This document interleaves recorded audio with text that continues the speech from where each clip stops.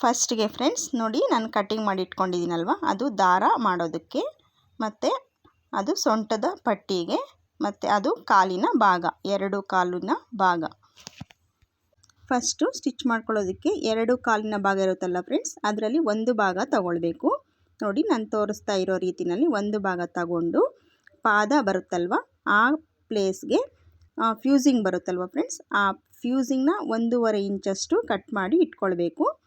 1.5 ಇಂಚಷ್ಟು cut ಮಾಡಿ ಇಟ್ಕೊಂಡು ಅದನ್ನು ಅರ್ಧ ಇಂಚು ಗ್ಯಾಪ್ ಬಿಟ್ಟು ಅಟ್ಯಾಚ್ ಮಾಡಬೇಕಾಗುತ್ತೆ. ಕಾಲಿನ ಪಾದದ ಭಾಗಕ್ಕೆ ಅರ್ಧ ಇಂಚು ಗ್ಯಾಪ್ ಬಿಟ್ಟು ಅಟ್ಯಾಚ್ ಮಾಡಿಕೊಂಡು ಫ್ಯೂಸಿಂಗ್ನ ಐರನ್ ಆದರೂ ಮಾಡ್ಕೊಳ್ಬೋದು ಅಥವಾ ಸ್ಟಿಚಿಂಗ್ ಆದರೂ ಹಾಕ್ಕೊಳ್ಬೋದು. ಅದು ಗಮ್ ಇರುತ್ತೆ ಒಂದು ಸೈಡು, ಗಮ್ ಸೈಡು ಪ್ಯಾಂಟ್ಗೆ ಒಳಗಡೆಗೆ ಬರೋ ಥರ ಇಟ್ಬಿಟ್ಟು ಐರನ್ ಮಾಡಿದ್ರೆ ಅದು ಹಾಗೆ ಸ್ಟಿಕ್ ಆಗುತ್ತೆ ಫ್ರೆಂಡ್ಸ್. ಐರನ್ ಮಾಡಲಿಲ್ಲ ಅಂದರೆ ನಾನು ತೋರಿಸ್ತಾ ಇದ್ದೀನಿ ನೋಡಿ, ಆ ರೀತಿ ಸ್ಟಿಚಿಂಗ್ ಆದರೂ ಹಾಕ್ಕೊಳ್ಬೋದು.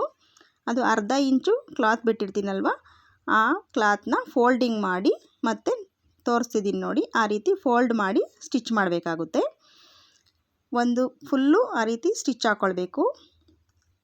ಆ ರೀತಿ ಸ್ಟಿಚ್ ಹಾಕಿದಾದಮೇಲೆ ಒಂದು ಲೇಯರು ಫೋಲ್ಡಿಂಗ್ ಮಾಡಬೇಕು, ಡಬಲ್ ಲೇಯರ್ ಮಾಡಬೇಕು. ಆದರೆ ಬಿಗಿನರ್ಸು ಅರ್ಥ ಆಗಲ್ಲ ಅಂದ್ಬಿಟ್ಟು ನಾನು ಸಿಂಗಲ್ ಲೇಯರ್ ಒಂದು ಸಲ ಸ್ಟಿಚ್ ಹಾಕಿ ಮತ್ತೆ ಡಬಲ್ ಲೇಯರ್ ಹಾಕ್ತೀನಿ. ನೋಡಿ ಒಂದು ಲೇಯರು ಸ್ಟಿಚ್ ಹಾಕಿದ್ದಾಯಿತು. ಈ ಥರ ಸ್ಟಿಚ್ ಹಾಕಿದಾದರೆ ಮತ್ತೆ ಇನ್ನೊಂದು ಸಲ ಡಬಲ್ ಫೋಲ್ಡಿಂಗ್ ಮಾಡಬೇಕಾಗುತ್ತೆ. ನೋಡಿ ಡಬಲ್ ಫೋಲ್ಡಿಂಗ್ ಹಿಂಗೆ ಮಾಡ್ತಿದ್ದೀನಿ. ಆ ರೀತಿ ಸ್ಟಿಚ್ ಹಾಕ್ಕೊಳ್ಬೇಕು. ಡಬಲ್ ಫೋಲ್ಡಿಂಗ್ ಸ್ಟಿಚ್ ಹಾಕಿದ್ದಾದಮೇಲೆ ಈ ರೀತಿ ಫಿನಿಶಿಂಗ್ ಬರುತ್ತೆ. ಫಿನಿಶಿಂಗ್ ಬಂದಿದ್ದಾದಮೇಲೆ ಅದು ಮಧ್ಯದಲ್ಲಿ ಸ್ಟಿಫ್ನೆಸ್ ಬರೋದಕ್ಕೋಸ್ಕರ ಲೈನಾಗಿ 4 ಸ್ಟಿಚ್ ಹಾಕಿದ್ದೀನಿ ನೋಡಿ. ಆ ಕಡೆ ಒಂದು ಈ ಕಡೆ ಒಂದು, ಮಧ್ಯದಲ್ಲಿ 2 ಸ್ಟಿಚ್ ಹಾಕಿದ್ದೀನಿ. ಅಲ್ಲಿ ಡಿಸೈನ್ ಆಗು ಹಾಕ್ಕೊಳ್ಬೋದು ಫ್ರೆಂಡ್ಸ್, ವಿ ಶೇಪು ಆ ಥರ ರಂಗೋಲಿ ಹಾಕೋ ರೀತಿಯೆಲ್ಲ ಡಿಸೈನಾಗಿ ಹಾಕ್ಕೊಳ್ಬೋದು. ಇದು ಬಿಗಿನರ್ಸ್ಗೆ ಮಾಡ್ತಾ ಇರೋ ವಿಡಿಯೋ ಆಗಿರೋದ್ರಿಂದ ಸ್ಟ್ರೈಟಾಗಿ ಹಾಕಿದ್ದೀನಿ. ಬಿಗಿನರ್ಸು ಸ್ಟ್ರೈಟಾಗಿ ಹಾಕಿ ಪ್ರಾಕ್ಟೀಸ್ ಮಾಡಿ. ನೋಡಿ ಅದು ಪಾದ ಫುಲ್ಲು ಸ್ಟಿಚ್ ಹಾಕಿದೆಲ್ಲ ಆದಮೇಲೆ ಮಧ್ಯಕ್ಕೆ ನೀಟಾಗಿ ಫೋಲ್ಡ್ ಮಾಡಿ ಇಟ್ಕೊಂಡ್ಬಿಟ್ಟು ಪಾದದ ಸುತ್ತಳತೆ ಎಷ್ಟಿದೆ ಅಂತ ನೋಡಿಕೊಂಡು ನಾವು ಅಳತೆ ಮಾಡ್ಕೊಳ್ಬೇಕಾಗುತ್ತೆ. ಅಳತೆ ಮಾಡಿಕೊಂಡು ಅವ್ರಿಗೆ ಲೂಸ್ ಎಷ್ಟು ಬೇಕು ಅಂತ ಮಾರ್ಕ್ ಹಾಕ್ಕೊಂಡು ಅಲ್ಲಿ ಒಂದು ಸ್ಟಿಚ್ ಹಾಕೋಕ್ಕೆ ರಫಿಂಗ್ ಆಡಿಸಿ ಸ್ಟಿಚ್ ಹಾಕೋಕ್ಕೆ ಸ್ಟಾರ್ಟ್ ಮಾಡಬೇಕು ಫ್ರೆಂಡ್ಸ್. ಇದು ಡಬಲ್ ಸ್ಟಿಚ್ ಹಾಕಬೇಕು ಫ್ರೆಂಡ್ಸ್. ನೋಡಿ ಸ್ಟಿಚ್ ಹಾಕಿದ್ದಾದಮೇಲೆ ಯಾವ ರೀತಿ ಕಾಣಿಸ್ತಿದೆ ಅಂತ ನಾನು ತೋರಿಸ್ತಿದ್ದೀನಿ ವಿಡಿಯೋದಲ್ಲಿ ನೋಡಿ. ಆ ರೀತಿ ಸ್ಟಿಚಿಂಗ್ ಎಲ್ಲ ಆದಮೇಲೆ ಒಂದು ಸೈಡ್ದು ಸಪ್ರೇಟಾಗಿ ಇಟ್ಕೊಳ್ಬೇಕು. ಇನ್ನೊಂದು ಸೈಡ್ದು ಸೇಮ್ ಇದೇ ರೀತಿ ರೆಡಿ ಮಾಡ್ಕೊಳ್ಬೇಕು ಫ್ರೆಂಡ್ಸ್. ಈ ಕಾಲ್ಗೆ ಯಾವ ರೀತಿ ರೆಡಿ ಮಾಡ್ಕೊಂಡ್ವಿ ಸೇಮ್ ಅದೇ ರೀತಿ ರೆಡಿ ಮಾಡ್ಕೊಳ್ಬೇಕು. ಒಳಗಡೆ ಆ ಫ್ಯೂಸಿಂಗ್ ಎಲ್ಲ ಕಾಣ್ದಿರ ನೀಟಾಗಿ ಟ್ರಿಮ್ ಮಾಡಬೇಕು. ಮತ್ತು ಓವರ್ಲಾಕ್ ಬೇಕಾದರೂ ಮಾಡ್ಕೊಳ್ಬೋದು ಫ್ರೆಂಡ್ಸ್. ಮಾಡಿಕೊಂಡು ನೋಡಿ ಉಲ್ಟಾ ಇರೋದನ್ನು ಸೀದಾಗೆ ಟರ್ನ್ ಮಾಡ್ಕೊಳ್ಬೇಕು ಫ್ರೆಂಡ್ಸ್. 2 ಕಾಲನ್ನು ಇದೇ ರೀತಿ ರೆಡಿ ಮಾಡ್ಕೊಳ್ಬೇಕಾಗುತ್ತೆ ಫ್ರೆಂಡ್ಸ್. ನಿಧಾನವಾಗಿ ಮಾಡಿ ಫ್ರೆಂಡ್ಸ್, ಬಿಗಿನರ್ಸು ಈಸಿಯಾಗಿ ಅರ್ಥ ಆಗುತ್ತೆ. ತುಂಬ ಸಿಂಪಲ್ ಮೆಥಡ್ ಇದು ನಾನು ತೋರಿಸ್ತಾ ಇರೋದು. ಯಾರಾದರೂ ಈ ವಿಡಿಯೋನ 3 ಸಲ ನೋಡೋಷ್ಟರಲ್ಲಿ ಅವ್ರಿಗೆ ಪ್ಯಾಂಟ್ ಸ್ಟಿಚಿಂಗ್ ಬಂದುಬಿಡುತ್ತೆ. ಈಗ ನೋಡಿ ಇನ್ನೊಂದು ಕಾಲು ಅದೇ ರೀತಿ ನಾನು ರೆಡಿ ಮಾಡ್ತಿದ್ದೀನಿ. ಫಸ್ಟಿಗೆ ಫ್ಯೂಸಿಂಗ್ ಅಟ್ಯಾಚ್ ಮಾಡಿಕೊಂಡು ಅರ್ಧ ಇಂಚ್ ಬಿಟ್ಟು ಸೇಮ್ ಫಸ್ಟ್ ಯಾವ ರೀತಿ ಮಾಡಿದ್ವಿ ಅದೇ ರೀತಿ ಮಾಡಿಕೊಂಡು 2 ಕಾಲನ್ನು ರೆಡಿ ಮಾಡ್ಕೊಳ್ಬೇಕು ಫ್ರೆಂಡ್ಸ್. 2 ಕಾಲು ರೆಡಿ ಮಾಡ್ಕೊಂಡಿದ್ದಾದಮೇಲೆ ಅದನ್ನು ಉಲ್ಟಾ ಇರೋದನ್ನ ಸೀದಕ್ಕೆ ಟರ್ನ್ ಮಾಡಿಕೊಂಡು ಆ ಮಧ್ಯದ ನಾನು ಪಾಯಿಂಟ್ ತೋರಿಸ್ತಿದ್ದೀನಿ ನೋಡಿ, ಆ ಮಧ್ಯದ ಸ್ಟಿಚ್ಗೆ ಅದು ಪಾಯಿಂಟ್ನ ಇಟ್ಕೊಂಡು ಇನ್ನೊಂದು ಕಾಲ್ದು ತೆಗೆದು ಸೇಮ್ ಅದೇ ಸ್ಟಿಚ್ನ ಅದಕ್ಕೆ ಕರೆಕ್ಟಾಗಿ ಮಧ್ಯಕ್ಕೆ ಬರೋ ಥರ ಇಟ್ಟು ನೋಡಿ ಒಂದು ಸ್ಟ್ರೈಟ್ ಸ್ಟಿಚ್ ಹಾಕಬೇಕಾಗುತ್ತೆ. ನಾನು ಪಾಯಿಂಟ್ ಔಟ್ ಮಾಡಿ ತೋರಿಸಿದ್ದೀನಿ ನೋಡಿ ಫ್ರೆಂಡ್ಸ್, ಆ ಪ್ಲೇಸ್ ಕರೆಕ್ಟಾಗಿ ಅಲ್ಲಿಗೆ ಬರಬೇಕು. ಆ ರೀತಿ ಇಟ್ಬಿಟ್ಟು ಒಂದು ಸ್ಟಿಚ್ ಹಾಕಬೇಕು ಫ್ರೆಂಡ್ಸ್.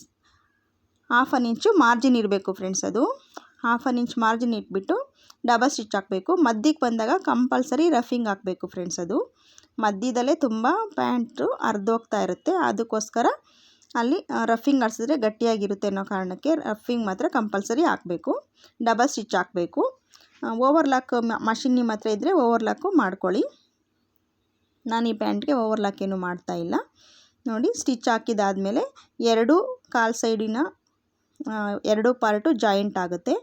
ಜಾಯಿಂಟ್ ಆದಮೇಲೆ ಒಂದು ಸಲ ಲೆಂತು ಚೆಕ್ ಮಾಡ್ಕೊಳ್ಬೇಕು ಫ್ರೆಂಡ್ಸ್, ಎಷ್ಟು ಲೆಂತ್ ಬಂದಿದೆ ಅಂತೇಳ್ಬಿಟ್ಟು ಚೆಕ್ ಮಾಡ್ಕೊಳ್ಬೇಕು ನಾವು. ಅದರಲ್ಲಿ ಅರ್ಧ ಇಂಚು ಮೈನಸ್ ಆಗುತ್ತೆ. ಮತ್ತು ಸೊಂಟದ ಪಟ್ಟಿ ಅಟ್ಯಾಚ್ ಮಾಡ್ತೀವಲ್ವ ಅದಕ್ಕೋಸ್ಕರ ಅರ್ಧ ಇಂಚು ಮೈನಸ್ ಆಗುತ್ತೆ. ಈಗ ಫುಲ್ ಲೆಂತು ಎಷ್ಟು ಬೇಕು ಅಂತ ನೋಡಿಕೊಂಡು ನಾವು ಸೊಂಟದ ಬೆಲ್ಟು ಎಷ್ಟು ಬರಬೇಕು ಲೆಂತ್ ಅನ್ನೋದು ಚೆಕ್ ಮಾಡಿಕೊಂಡು ಸ್ಟಿಚಿಂಗ್ ಮಾಡ್ಕೊಳ್ಬೇಕಾಗುತ್ತೆ ಫ್ರೆಂಡ್ಸ್.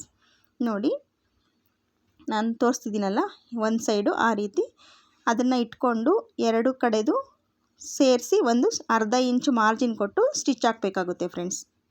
ಸೊಂಟದ ಪಟ್ಟಿ 4 ಪೀಸ್ ಬಂದಿದ್ದರೆ 4 ಕಡೆ ನಾವು ಜಾಯಿನ್ ಮಾಡಬೇಕಾಗುತ್ತೆ. ನೋಡಿ ನನಗೆ 2 ಪೀಸ್ ಬಂದಿದೆ, ಅದಕ್ಕೋಸ್ಕರ ನಾನು 2 ಪೀಸ್ನ ಜಾಯಿನ್ ಮಾಡ್ಕೊಂಡಿದ್ದೀನಿ. ನೋಡಿ ವಿಡಿಯೋದಲ್ಲಿ ತೋರಿಸ್ತಿದ್ದೀನಲ್ಲ, ಆ ರೀತಿ ಫೋಲ್ಡ್ ಮಾಡಿ ಸ್ಟಿಚ್ ಹಾಕ್ಕೊಳ್ಬೇಕಾಗುತ್ತೆ ಫ್ರೆಂಡ್ಸ್. ಇದು ನಾನು ಸ್ಟಿಚ್ ಮಾಡ್ತಾ ಇರೋದು ಈಗ ಪ್ಯಾಂಟ್ಗೆ ದಾರ ಸೇರಿಸ್ತೀವಲ್ಲ ಫ್ರೆಂಡ್ಸ್, ಆ ಪಾರ್ಟ್ನ ನಾನು ಸ್ಟಿಚ್ ಮಾಡ್ತಾಯಿದ್ದೀನಿ. ನೋಡಿ ಆ ರೀತಿ ಟರ್ನ್ ಮಾಡಿಕೊಂಡು ಎರಡು ಕಡೆಗೂ ನೀಟಾಗಿ ಫೋಲ್ಡಿಂಗ್ ಮಾಡಿ ಅರ್ಧ ಇಂಚ್ಗೆ ಸ್ಟಿಚ್ ಹಾಕ್ತಾಯಿದ್ದೀನಿ. ಡಬಲ್ ಫೋಲ್ಡಿಂಗ್ ಮಾಡಬೇಕು, ಅಲ್ಲಿ ದಾರ ಸೇರಿಸೋ ಹತ್ರ ಡಬಲ್ ಫೋಲ್ಡಿಂಗ್ ಮಾಡಬೇಕು ಸೊಂಟದ ಪಟ್ಟಿನ. ನೋಡಿ ವಿಡಿಯೋದಲ್ಲಿ ತೋರಿಸ್ತಾ ಇದ್ದೀನಿ, ಆ ರೀತಿ ಫಿನಿಶಿಂಗ್ ಬಂದಿರುತ್ತೆ. ಎರಡು ಕಡೆಗೂ ನೀಟಾಗಿ ಫಿನಿಶಿಂಗ್ ಬಂದಿರುತ್ತೆ. ಫಸ್ಟು ಸ್ಟಿಚ್ ಹಾಕಿ ಸೈಡ್ ಅಟ್ಯಾಚ್ ಮಾಡ್ಕೊಳ್ಳೋವಾಗ ಬಿಟ್ಟಿರ್ತೀವಿ ಫ್ರೆಂಡ್ಸ್, ಅಲ್ಲಿ ರಫ್ ಹಾಕಿ ನಿಲ್ಲಿಸಿರ್ತೀವಿ, ಅದಕ್ಕೋಸ್ಕರ ನೀಟಾಗಿ ಫಿನಿಶಿಂಗ್ ಆ ರೀತಿ ಬರುತ್ತೆ.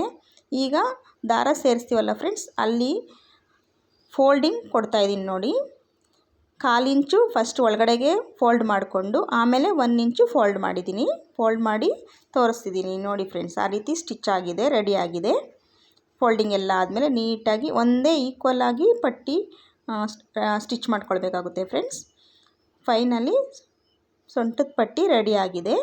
ಸೊಂಟದ ಪಟ್ಟಿ ರೆಡಿ ಆದಮೇಲೆ ಒಂದು ಸಲ ನೀಟಾಗಿ ನೋಡ್ಕೊಳ್ಬೇಕು. ಸೊಂಟದ ಪಟ್ಟಿ ರೆಡಿ ಆದಮೇಲೆ ಒಂದು ಸಲ ಫ್ರಂಟ್ಗೆ ದಾರ ಕಟ್ತೀವಲ್ಲ ಫ್ರೆಂಡ್ಸ್, ಅದನ್ನು ಮುಂದೆಗೆ ಇಟ್ಕೊಂಡು ಮತ್ತು ಕಾಲಿಂದು ಎರಡು ಸೇರಿಸಿರ್ತೀವಲ್ವ, ಆ ಮಧ್ಯದ ಪಾರ್ಟು ತೆಗೆದು ನೀಟಾಗಿ ಅದು ಸ್ಟಿಚ್ಗೆ ಜಾಯಿನ್ ಮಾಡಿ ಸ್ಟಿಚ್ಚು ಸ್ಟಾರ್ಟ್ ಮಾಡಬೇಕು ಫ್ರೆಂಡ್ಸ್.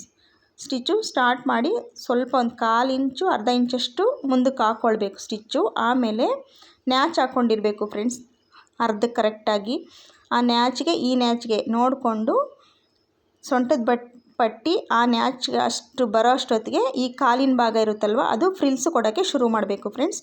ಅದು ಫ್ರಿಲ್ಸು ಕೊಡ್ತಾ ಆ ಕ್ಲಾತ್ ಫುಲ್ಲು ಸರಿ ಹೋಗೋ ಥರ ಈವನ್ನಾಗಿ ಫ್ರಿಲ್ಸ್ ಕೊಡ್ತಾ ಹೋಗಬೇಕು ಫ್ರೆಂಡ್ಸ್. ಈ ಪ್ಯಾಂಟು ಫ್ರಂಟಲ್ಲಿ ಮತ್ತು ಬ್ಯಾಕಲ್ಲಿ ಎರಡು ಕಡೆ ಫ್ರಿಲ್ಸ್ ಕೊಡ್ತಾ ಇರೋ ಪ್ಯಾಂಟು ಫ್ರೆಂಡ್ಸ್. ಇದು ಸೈಡಿಗೆ ಬೇಕಾಗಿದ್ದರೂ ಕೊಟ್ಕೊಳ್ಬೋದು ಫ್ರಿಲ್ಸು. ನಾನು ವಿಡಿಯೋದಲ್ಲಿ ತೋರಿಸ್ತಾ ಇರೋ ರೀತಿ ಚಿಕ್ಕದಾಗಿ ಬೇಕಾದ್ರೂ ಕೊಡ್ಬೋದು, ದೊಡ್ಡದಾಗಿ ಬೇಕಾಗಿದ್ದರೂ ಕೊಡ್ಬೋದು, ಅದು ನಮ್ಮ ಚಾಯ್ಸು.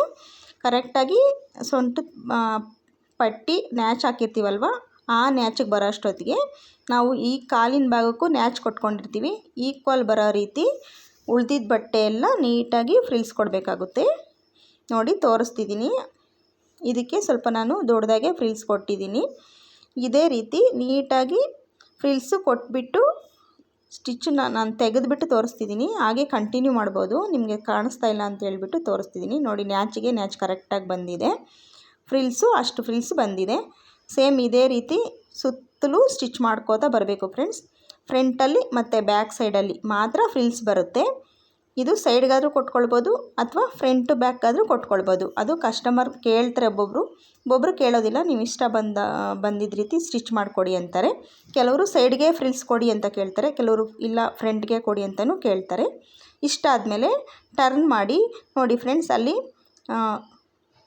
ಟಾಪ್ ಸ್ಟಿಚ್ ಹಾಕಬೇಕಾಗುತ್ತೆ. ಒಂದು 1/4 ಇಂಚಷ್ಟು ಮಾರ್ಜಿನ್ ಬಿಟ್ಟು ಸೊಂಟದ ಪಟ್ಟಿನ ಎರಡನ್ನೂ ಉಲ್ಟಾ ಮಾಡಿಕೊಂಡು ನೋಡಿ ಟಾಪ್ ಸ್ಟಿಚ್ಚು ನಾನು ಹಾಕಿದ್ದೀನಿ. ಟಾಪ್ ಸ್ಟಿಚ್ ಹಾಕಿದ್ಮೇಲೆ ಈ ರೀತಿ ಕಾಣಿಸ್ತಿದೆ. ಸೊಂಟದ ಪಟ್ಟಿ ಮೇಲೆ ಟಾಪ್ ಸ್ಟಿಚ್ ಬರುತ್ತಲ್ಲ ಫ್ರೆಂಡ್ಸ್, ಆದಮೇಲೆ ಟರ್ನ್ ಮಾಡ್ಕೊಳ್ಬೇಕು. ನಾವು ಟರ್ನ್ ಮಾಡ್ಕೊಳ್ತಾ ಇದ್ದೀನಿ ನೋಡಿ. ಟರ್ನ್ ಮಾಡ್ಕೊಂಡಿದ್ದಾದಮೇಲೆ ಅಳತೆ ಮಾಡ್ಕೊಳ್ಬೇಕಾಗುತ್ತೆ ಫ್ರೆಂಡ್ಸ್, ಎಷ್ಟು ಲೆಂತ್ ಬಂದಿದೆ ಅಂತೇಳ್ಬಿಟ್ಟು ನಾವು ಕಂಪಲ್ಸರಿ ಅಳತೆ ಒಂದು ಸಲ ಮಾಡ್ಕೊಳ್ಬೇಕಾಗುತ್ತೆ. ಮತ್ತು ಈ ಮೆಥಡಲ್ಲಿ ಸ್ಟಿಚ್ ಮಾಡಿದ್ರೆ ತುಂಬ ಈಸಿ ಇದೆ ಫ್ರೆಂಡ್ಸ್. ಈಗ ನೋಡಿ ದಾರ ಸ್ಟಿಚ್ ಮಾಡ್ತಾ ಇದ್ದೀನಿ. ಪೀಸಸ್ಸು ಆ ರೀತಿ ನೀಟಾಗಿ 1.5 ಇಂಚಷ್ಟು ಅಗಲ ಇಟ್ಕೊಂಡು ಕಟ್ ಮಾಡ್ಕೊಂಡಿದ್ದೀನಿ. ಅದೆಲ್ಲ ಜಾಯಿನ್ ಮಾಡಿಕೊಂಡು ಎರಡೂ ಕಡೆ ಈಕ್ವಲಾಗಿ ಫೋಲ್ಡ್ ಮಾಡಿ ಒಳಗಡೆಗೆ ದಾರ ಒಂದು ಸ್ಟಿಚ್ ಮಾಡ್ತಾಯಿದ್ದೀನಿ ಫ್ರೆಂಡ್ಸ್. ದಾರನೂ ನೀಟಾಗಿರಬೇಕು ಫ್ರೆಂಡ್ಸ್, ಸ್ಟ್ರೈಟ್ ಪೀಸಲ್ಲೇ ಕಟ್ ಮಾಡ್ಕೊಂಡಿರಬೇಕು. ಕ್ರಾಸ್ ಪೀಸೆಲ್ಲ ಕಟ್ ಮಾಡಿಕೊಂಡ್ರೆ ದಾರ ನೀಟಾಗಿ ಬರೋದಿಲ್ಲ. ಸ್ಟ್ರೈಟ್ ಪೀಸಲ್ಲಿ ನೀಟಾಗಿ ಸ್ಟಿಚ್ ಮಾಡಿದ್ರೆ ಎರಡು ಕಡೆ ಕಚ್ಚಾ ಕಾಣ್ದಿರ ಫೋಲ್ಡಿಂಗ್ ಆಗಿ ನೀಟಾಗಿ ಮಾಡ್ಕೊಳ್ಬೇಕಾಗುತ್ತೆ. ನಮ್ಮದು ಸ್ಟಿಚ್ಚಿಂಗ್ ಕೆಲಸ ನೀಟಾಗಿರಬೇಕು ಫ್ರೆಂಡ್ಸ್, ಅದು ಏನು ಕೆಲಸ ಆದರೂ ಮಾಡಲಿ ನೀಟಾಗಿರೋ ಥರನೇ ಮಾಡಬೇಕು, ನಿಧಾನ ಆದರೂ ಪರವಾಗಿಲ್ಲ. ಫ್ರಂಟಲ್ಲಿ ಒಂದು ಸಲ ಫೋಲ್ಡ್ ಮಾಡಿಕೊಂಡು ಮಾಡಿದ್ರೆ ಕಚ್ಚನೂ ಈಚೆ ಕಾಣ್ದಿರ ನೀಟಾಗಿ ಫಿನಿಶಿಂಗ್ ಬರುತ್ತೆ ಫ್ರೆಂಡ್ಸ್. ಈ ಮೆಥಡ್ ಅಂತೂ ತುಂಬ ಈಸಿ ಫ್ರೆಂಡ್ಸ್. ಇನ್ನೂ 3-4 ಮೆಥಡಲ್ಲಿ ಪ್ಯಾಂಟ್ನ ಸ್ಟಿಚ್ ಮಾಡ್ಬೋದು. ಈ ಮೆಥಡು ಬಿಗಿನರ್ಸ್ಗೆ ಒಂದು 2 ಸಲ 3 ಸಲ ವೀಡಿಯೋ ನೋಡೋಷ್ಟರಲ್ಲಿ ಅರ್ಥ ಆಗಿಬಿಡುತ್ತೆ. ಅದಕ್ಕೋಸ್ಕರ ನಾನು ಈ ಮೆಥಡು ತೋರಿಸ್ತಿದ್ದೀನಿ. ಬಿಗಿನರ್ಸು ನಮಗೇನು ಸ್ಟಿಚ್ ಮಾಡೋಕ್ಕೆ ಬರಲ್ಲ ಅನ್ನೋಂಥವ್ರು ಈ ಮೆಥಡ್ನ ಈ ವಿಡಿಯೋನ ಒಂದು 2-3 ಸಲ ನೋಡಿದ್ರೆ ಸಾಕು ಫ್ರೆಂಡ್ಸ್. ಅವರು ಆರಾಮಾಗಿ ಪ್ಯಾಂಟ್ನ ಸ್ಟಿಚ್ ಮಾಡ್ತಾರೆ. ಪ್ಯಾಂಟ್ ಕಟ್ಟಿಂಗ್ ವಿಡಿಯೋನು ನನ್ನ ಚಾನಲಲ್ಲಿದೆ, ಬೇಕಾದರೆ ಸರ್ಚ್ ಮಾಡಿ ನೋಡಿ, ಕಟ್ಟಿಂಗು ಸಿಗುತ್ತೆ. ಟ್ರೈ ಮಾಡಿ ಫ್ರೆಂಡ್ಸ್, ಹಾಗೇ ಆಗುತ್ತೆ, ಮಾಡೇ ಮಾಡ್ತೀರಾ. ತುಂಬಾ ಈಸಿ ಮೆಥಡ್ನ ನಾನು ತೋರಿಸಿದ್ದೀನಿ. ಈ ಮೆಥಡ್ ಬಿಟ್ಟು ಬೇರೆ ಮೆಥಡ್ ಅಂದರೆ ಬಿಗಿನರ್ಸ್ಗೆ ಸ್ವಲ್ಪ ಅದು ಕಷ್ಟ ಆಗುತ್ತೆ ಫ್ರೆಂಡ್ಸ್, ಅರ್ಥ ಆಗೋದಿಲ್ಲ. ಯಾವ ಪಾರ್ಟ್ ಎಲ್ಲಿ ಹಾಕ್ಕೊಳ್ಬೇಕು ಅನ್ನೋದು ಅರ್ಥ ಆಗೋದಿಲ್ಲ. ಅದಕ್ಕೋಸ್ಕರ ನಾನು ಈಸಿ ಮೆಥಡು ಫಸ್ಟ್ ಟೈಮ್ ತೋರಿಸಿರೋದು. ಇದು ನೀಟಾಗಿ ನೀವು ಅರ್ಥ ಮಾಡಿಕೊಂಡು ಸ್ಟಿಚ್ ಮಾಡೋದಕ್ಕೆ ಈಸಿಯಾಗಿದೆ. ಟ್ರೈ ಮಾಡಿ, ನೀಟಾಗಿ ಬರುತ್ತೆ ಪ್ಯಾಂಟು ಸ್ಟಿಚಿಂಗು. ಚೂಡಿದಾರ್ ಸ್ಟಿಚಿಂಗ್ ಕಲ್ತ್ಕೊಳ್ಬೇಕು ಅನ್ನುವವರು ಫಸ್ಟು ಪ್ಯಾಂಟ್ ಸ್ಟಿಚಿಂಗ್ ಕಲ್ತ್ಕೊಳ್ಳಿ ಫ್ರೆಂಡ್ಸ್, ಆಮೇಲೆ ಟಾಪ್ ಸ್ಟಿಚಿಂಗು ಅರ್ಥ ಆಗುತ್ತೆ ನಿಮಗೆ. ನನ್ನ ಚಾನಲ್ನ ಸಬ್ಸ್ಕ್ರೈಬ್ ಮಾಡ್ಕೊಂಡು ಸಪೋರ್ಟ್ ಮಾಡಿ friends. Thanks for watching my video. ಜೈ ಶ್ರೀರಾಮ್.